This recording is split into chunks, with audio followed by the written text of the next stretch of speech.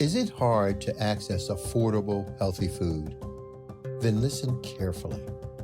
Daryl Addison, an African-American inventor, has patented a process for growing food on demand. He called it Torpedo Pot. Torpedo Pot is a fully automated flower pot that gives you control over your plant's environment. All you do is add soil, seeds, and plants to the flower pot and watch it grow. Yes, Torpedo Pot grows the rest. Visit www.torpedopot.com. Hello everyone, it's me, Demetria K of The Demetria K Show here on YouTube and a proud contributor of the African Diaspora News Channel. If you could please do me a favor and subscribe to all channels and like this video, I would greatly appreciate it. So this unfortunate story is coming to us from Baltimore, Maryland, where a 15-year-old is being charged as an adult for murdering that of a 48-year-old white man by the name of Timothy Reynolds. Check it out. Son. You never been through nothing like this before. It's a shock to all of us. His son, who now faces several charges, including first-degree murder in the shooting death of Timothy Reynolds, the man who police say was shot and killed last week after a confrontation with squeegee kids near the Inner Harbor. Scott's son arrested for the killing. For the world in class think he just a squeegee kid, he's a child with feelings. That's my child. According to the charging documents obtained tonight by Fox 45 News, Reynolds got into an argument with several squeegee kids at the corner of Light and Conway Streets. Investigators say he was walking away from the suspect group with a baseball bat when three people from that group followed him, surrounded him. Police say Reynolds swung his bat at one of the suspects. Then somebody threw an object at Reynolds, hit him in the head. He fell. Then someone wearing a pink t-shirt, a black mask, and dark pants shoots the victim while simultaneously running away. Reynolds is killed. It's a sad situation for everybody. Noted Baltimore attorneys J. Wendell Gordon and Warren Brown are the boys' attorneys taking the case pro bono.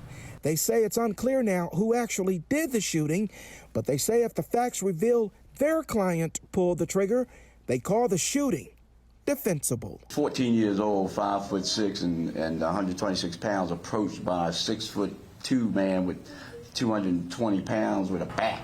There's going to be some fear, instilled in that kid. I do believe that the shooter honestly and reasonably believed that he was in imminent or immediate danger of death or serious bodily injury.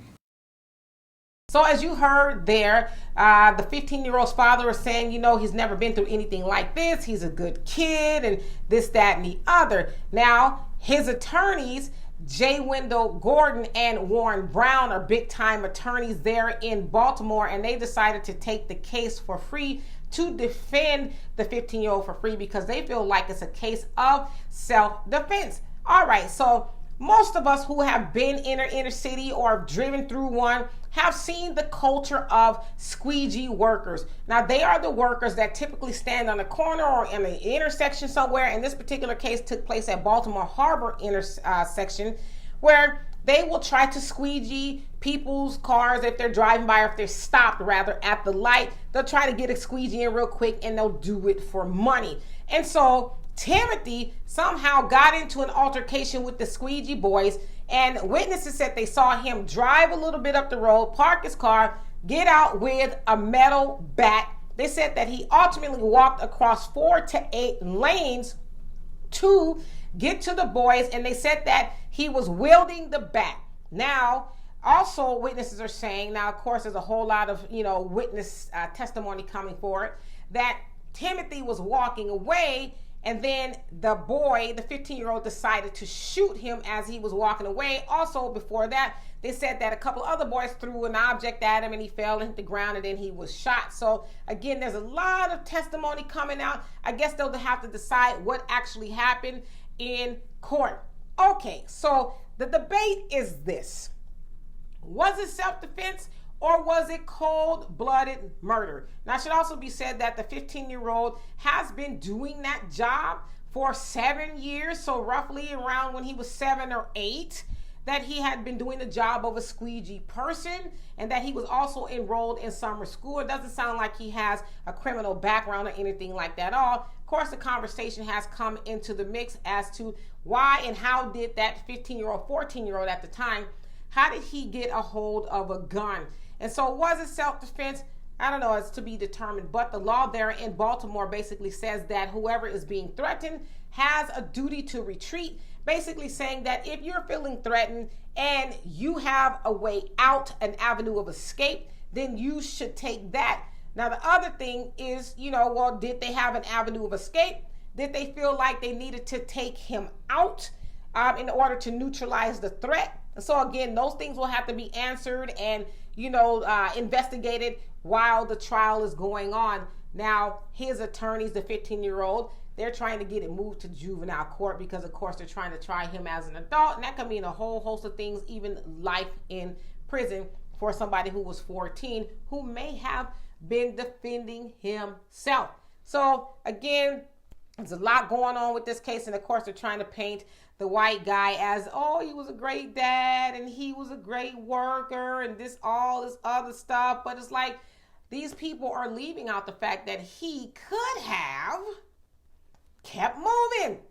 Like, I've had people squeegee my windows before and I didn't necessarily love it. Let's keep it real. It was annoying. But did I feel like I needed to get into an altercation and then, get out of the confines of my vehicle and swing a bat? No, I didn't feel like that. I was like, you know what? They're trying to make a living. And if I had some money on me, I'd give them $1 or $2 and keep it pushing. Yes, I said it's very annoying, but he had the opportunity to keep it pushing, but he felt the need to get out.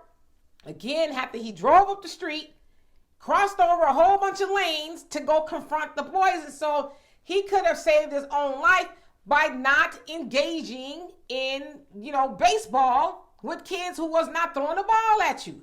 So I don't know. Y'all tell me what you think of this. Of course, I personally want to follow this to see what happens to the 15-year-old. Are they going to kick it to juvenile court where I think it should be? Or are they going to try him as an adult for murdering that of Timothy Reynolds? And was it self-defense? What do y'all think? So anyway, y'all, for more insightful commentary, please subscribe to this channel and my channel, The Demetra K Show, here on YouTube. Peace. Hey family, make sure you join us on the new and improved AfricanDiasporaNews.org. Now, it is our uncensored and raw truth website. We have to make sure to have our own website because on social media platforms, they do have rules, and at any time they could change a rule and shut a whole genre down. Now, that would not happen to us because on AfricanDiasporaNews.org, we can speak the truth. We don't have to hold back. So make sure you join our website today.